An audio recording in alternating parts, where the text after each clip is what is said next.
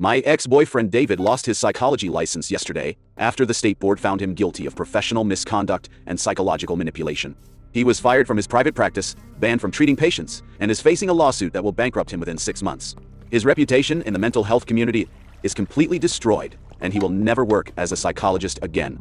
3 months ago, he was a respected therapist with a successful career and a bright future. Today, he is unemployed, disgraced, and facing criminal charges for falsifying medical records and manipulating vulnerable people. The fake drug intervention he staged to control and gaslight me has cost him everything he worked 10 years to build. Every family member and friend who believed his lies about my supposed drug addiction now knows the truth about his psychological abuse. My mother apologized with tears in her eyes for choosing his manipulation over her own daughter. My sister begged my forgiveness for refusing to let me see my nieces based on his fabricated evidence. My best friends are horrified that they participated in his elaborate scheme to destroy my mental health and isolate me from everyone I love. The man who used his professional credentials to convince everyone that I was a dangerous drug addict is now facing the complete destruction of his career, his finances, and his freedom. The intervention he orchestrated to break me down became the evidence I needed to break him completely. The story of how a respected psychologist became so obsessed with controlling his girlfriend that he destroyed his own life started 6 months ago, when I began to pull away from his suffocating relationship. The story of how this complete destruction of a man's career and life happened started 6 months ago, when David began showing signs of dangerous obsession and control that I initially dismissed as love and concern. We had been together for 3 years, and he seemed like the perfect partner. He was intelligent, successful, caring, and completely devoted to our relationship. Everyone told me how lucky I was to be with such an accomplished and stable man. David worked as a licensed clinical psychologist with his own private practice. He specialized in addiction counseling and had built a reputation as an expert in identifying and treating substance abuse disorders. His professional credentials gave him credibility and authority that people rarely question. When he spoke about psychological issues, friends and family listened because he was the expert. For the first 2.5 years of our relationship, David was loving and supportive. He encouraged my career goals, celebrated my achievements, and seemed genuinely invested in my happiness and success. He never showed any signs of the manipulative behavior that would later destroy both our lives. I trusted him completely and believed that we were building a future together based on mutual respect and genuine love. But 6 months ago, things started to change in subtle ways that I did not recognize as warning signs at the time. David became more possessive and controlling about my time and activities. He started questioning my friendships and suggesting that certain people in my life were bad influences. He would analyze my behavior and emotions using psychological terminology, making me feel like he understood me better than I understood myself. The first red flag should have been when he started keeping detailed notes about our conversations and my daily activities. He claimed it was just his professional habit of documenting observations, but he was actually building a case file against me that he would later use to convince everyone that I was mentally unstable and addicted to drugs. But this was only the beginning of his calculated campaign to destroy my support system and isolate me completely. David began subtly undermining my relationships with family and friends by sharing concerns about my mental health and behavior. He would call my mother to express worry about my stress levels and suggest that I might be developing anxiety or depression. He would mention to my sister that he was concerned about my drinking habits or sleep patterns. He presented these concerns as caring observations from a loving boyfriend who happened to be a mental health professional. My family and friends initially appreciated his concern and saw it as evidence of how much he cared about me. They did not realize that he was systematically planting seeds of doubt about my stability and reliability. He was positioning himself as the caring expert who was trying to help his troubled girlfriend, while making me look increasingly unstable and unreliable in comparison. The manipulation escalated when David started creating fictional evidence to support his false narrative about my supposed drug problem. He began claiming that money and items were missing from our shared apartment. He said that I had been acting erratically and showing signs of substance abuse. He told my family that he had found drug paraphernalia in my belongings, which was a complete lie because I'd never used illegal drugs in my life. I didn't know yet that he was documenting these fabricated incidents and building a comprehensive case file that he planned to use against me. When I started questioning his increasingly controlling behavior and pulling away from the relationship, David realized that he was losing control over me. That's when he decided to escalate his psychological warfare to the most extreme level possible. He began planning an intervention that would publicly humiliate me and force me to submit to his control or lose everyone I loved. David spent weeks contacting my family members and closest friends to convince them that I was hiding a serious drug addiction. He used his professional credentials and psychological expertise to present a compelling case about my supposed substance abuse. He provided them with detailed examples of my erratic behavior, missing money, and declining mental health. Everything he told them was either completely fabricated or grossly misrepresented normal behavior. The most devastating part was that everyone believed him because he was a licensed psychologist who specialized in addiction treatment. My own mother trusted his professional judgment over her knowledge of her own daughter. My sister believed his documentation over her own observations of my behavior. My best friends accepted his expert opinion that I was in denial about my addiction and needed professional help. That's when I knew exactly what I had to do to expose his manipulation and destroy his career. I spent 2 weeks carefully planning exactly how I would expose David's psychological manipulation and destroy his professional career in the most devastating way possible. I knew that simply denying his accusations would not be enough because everyone already believed his lies. I needed concrete evidence of his misconduct and a strategy that would use his own professional standards against him. My first step was to secretly document everything. I started recording our conversations using my phone whenever he was not paying attention. I took screenshots of his text messages where he discussed his plans to isolate me from family and friends. I gathered evidence of his fabricated claims about missing money and items by checking bank statements and inventory records that proved his accusations were false. I also began researching the ethical guidelines and professional standards that licensed psychologists are required to follow. I discovered that using psychological manipulation techniques on intimate partners is considered professional misconduct.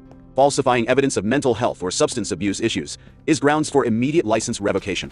Creating fake case files about non-clients is illegal and could result in criminal charge. What I discovered next changed everything about how I planned to handle this situation.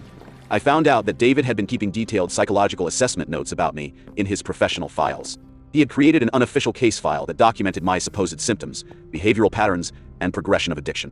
This was a massive violation of professional ethics because I was not his patient and had never consented to psychological evaluation or treatment.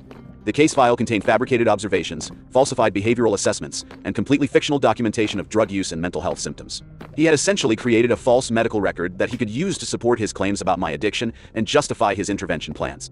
This discovery gave me the evidence I needed to destroy his career and potentially have him prosecuted for professional misconduct. I realized that David had committed multiple serious violations of professional ethics and state laws. He had created false psychological records, used therapeutic techniques to manipulate an intimate partner, and abused his professional credentials to deceive and manipulate third parties. Any one of these violations could result in license suspension, but all of them together would guarantee permanent revocation and possible criminal charges. My plan had 3 phases designed to hit him where it would hurt most: his professional reputation, his financial security, and his personal relationships. Phase 1 was gathering irrefutable evidence of his misconduct. I secretly copied his false case file about me from his home office computer. I documented every fabricated claim he had made to my family and friends. I recorded conversations where he discussed his manipulation tactics and admitted to creating fictional evidence. I compiled bank records and receipts that proved his accusations about missing money were completely false. I also reached out to other women David had dated before me to see if he had used similar manipulation tactics in previous relationships. What I discovered was a pattern of psychological abuse and control that spanned multiple relationships over several years. 2 of his ex-girlfriends agreed to provide statements about his manipulative behavior and professional misconduct. His reaction when he realized what I had done was priceless and exactly what I had hoped for. Phase 2 was reporting his misconduct to every relevant authority. I filed a formal complaint with the State Psychology Licensing Board, providing detailed documentation of his ethical violations and abuse of professional credential. I submitted evidence of his falsified psychological records, manipulative behavior, and illegal use of therapeutic techniques on intimate partners. I also reported his conduct to his professional liability insurance company, which immediately launched an investigation into potential malpractice and fraud. The insurance company was particularly concerned about his creation of false psychological records and his use of professional credentials to deceive third parties, both of which could expose them to significant legal liability. Additionally, I contacted the American Psychological Association to report his violations of their ethical code. The APA investigation would affect his ability to maintain professional memberships and certifications, even if he somehow managed to keep his state license. But I wasn't finished. The next phase guaranteed that his personal and financial life would never recover. Phase 3 was exposing his manipulation to everyone who had believed his lies and participated in his fake intervention. I created a detailed document that laid out the timeline of his manipulation, the evidence of his fabricated claims, and the professional misconduct he had committed. I sent this document to every family member and friend who had been involved in the intervention. The response was immediate and devastating for David's reputation and relationships. My family was horrified when they realized how they had been manipulated and used as weapons against me. My mother called me crying and apologizing for believing his lies over her own instincts about her daughter. My sister was furious that she had been tricked into keeping my nieces away from me based on fabricated evidence. My friends were disgusted that they had participated in what they now realized was psychological abuse, disguised as a caring intervention. Several of them reached out to apologize and to offer support for any legal action I wanted to take against David. The social circle that had once respected his professional expertise now saw him as a dangerous manipulator who had abused his credentials to hurt someone he claimed to love. The consequences were immediate and devastating for every aspect of David's life. The state licensing board moved quickly once they reviewed the evidence of his misconduct. The falsified psychological records alone were grounds for immediate license suspension, pending a full investigation. The board was particularly concerned about his abuse of professional credentials and his pattern of using therapeutic techniques to manipulate intimate partners. Within 2 weeks of my complaint, David received notice that his license was suspended, and he was prohibited from treating patients or representing himself as a licensed psychologist. His private practice was forced to close immediately, and his current patients had to be transferred to other providers. The professional reputation he had spent 10 years building was destroyed overnight. His professional liability insurance company also took immediate action once they understood the scope of his misconduct. They canceled his coverage and initiated a lawsuit to recover damages from claims related to his fraudulent behavior. Without professional liability insurance, David could not practice psychology, even if he somehow managed to keep his license. The financial impact was catastrophic. David lost his income from his private practice immediately. He faced legal fees from defending against the licensing board investigation, the insurance company lawsuit, and potential criminal charges. The cost of defending against multiple legal actions while having no income would bankrupt him within months. But the most satisfying consequence was watching his personal relationships completely collapse. David's professional colleagues distanced themselves from him once news of the licensing investigation became public. The mental health community is small and tightly connected, so word of his misconduct spread quickly among other psychologists, psychiatrists, and therapists in the area. His reputation as a trusted addiction specialist was replaced by notoriety as someone who had abused his professional credentials to psychologically torture his girlfriend. His family was shocked and ashamed when they learned about his behavior. David's parents had been proud of their son's professional success and had always spoken highly of his caring nature and dedication to helping people. When they discovered that he had used his psychological training to manipulate and abuse someone he claimed to love, they were devastated and struggling to understand how their son had become such a person. The extended consequences of his professional misconduct affected every area of his life. David had to move back in with his parents because he could no longer afford his apartment without income from his practice. He had to sell his car and most of his possessions to pay for legal representation. He was forced to take a minimum wage job at a retail store while facing the possibility of never working in his chosen profession again. And then his whole world completely collapsed when the criminal investigation began.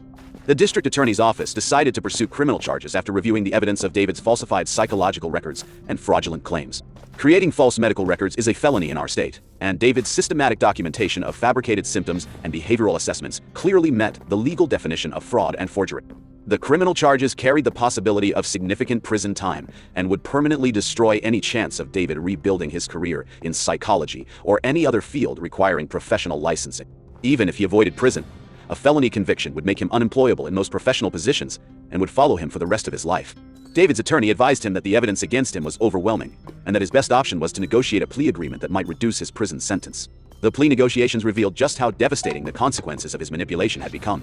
He was facing not just the loss of his career and financial security, but potentially years in prison for his psychological abuse and professional misconduct. The fake intervention that was supposed to force me into submission and prove his control over my life had instead provided the evidence needed to destroy his career, his finances, his relationships, and his freedom. His own professional expertise and credentials, which he had used as weapons against me, became the very tools that guaranteed his complete downfall.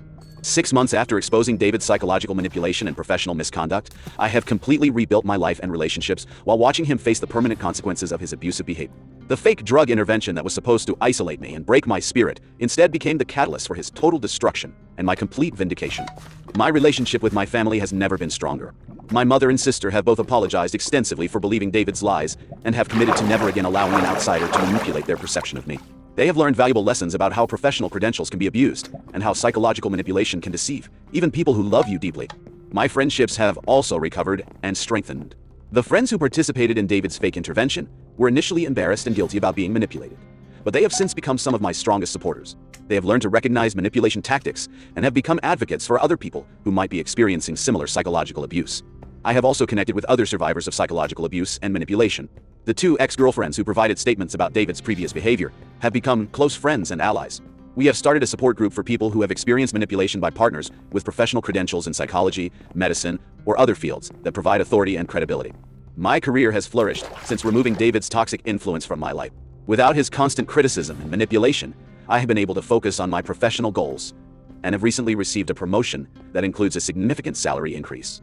I am no longer walking on eggshells or second-guessing my every decision because I am free from his psychological control. David's consequences have been swift and permanent. The state licensing board completed their investigation and permanently revoked his psychology license. He will never again be able to practice psychology or represent himself as a mental health professional. The board's final report documented his pattern of abuse and manipulation, creating a permanent record that will prevent him from obtaining professional licenses in other states. The criminal case resulted in a plea agreement where David pled guilty to multiple felony charges related to creating false medical records and fraud. He was sentenced to 2 years in prison, followed by 3 years of probation. The felony conviction will prevent him from working in most professional fields and will require him to disclose his criminal history to potential employers for the rest of his life. The civil lawsuits have also been devastating for David's financial future. His former professional liability insurance company won a significant judgment against him for fraudulent claims and misconduct. I also filed a civil lawsuit for intentional infliction of emotional distress and defamation, which resulted in a substantial settlement that will help cover my therapy costs and lost wages from the stress of his abuse. David's personal relationships have never recovered from the revelation of his manipulative behavior. His family remains ashamed and confused about how their son became an abuser. His former colleagues in the mental health field avoid any association with him. His social circle has completely abandoned him as word of his misconduct spread throughout the community. The man who tried to convince everyone that I was a dangerous drug addict is now a convicted felon working minimum wage jobs, while facing years of legal and financial consequences. The professional expertise he used as a weapon against me became the evidence that guaranteed his permanent downfall. The most important lesson I learned from this experience is that psychological manipulation can be just as damaging as physical abuse, and professional credentials can be used as weapons by people with malicious intent. When someone tries to use their authority or expertise to make you question your own reality, it is important to trust your instincts and seek independent validation of their claims. If you are in a relationship with someone who uses psychological manipulation or professional credentials to control you, please know that their behavior is not normal or acceptable. Real love does not involve systematic manipulation, isolation from support systems, or attempts to destroy your mental health. You deserve relationships based on trust, respect, and genuine care for your well-being. What would you have done in my situation? Have you ever experienced psychological manipulation from a partner or someone in a position of authority? Share your stories about recognizing and escaping manipulative relationships in the comments below. How did you rebuild your life after discovering that someone you trusted was systematically lying about you to others? If you know someone who might be experiencing psychological manipulation or abuse, please share this story to help them recognize the warning signs. Like this video if you believe that people who abuse professional credentials to manipulate others deserve to face serious consequences. Subscribe for more stories about people who exposed manipulation and abuse to protect themselves and others. Remember that psychological abuse can be just as traumatic as physical abuse, and seeking help from trained professionals is always appropriate when dealing with manipulation and control. Trust your instincts, document concerning behavior, and never be afraid to seek support from people who genuinely care about your well-being.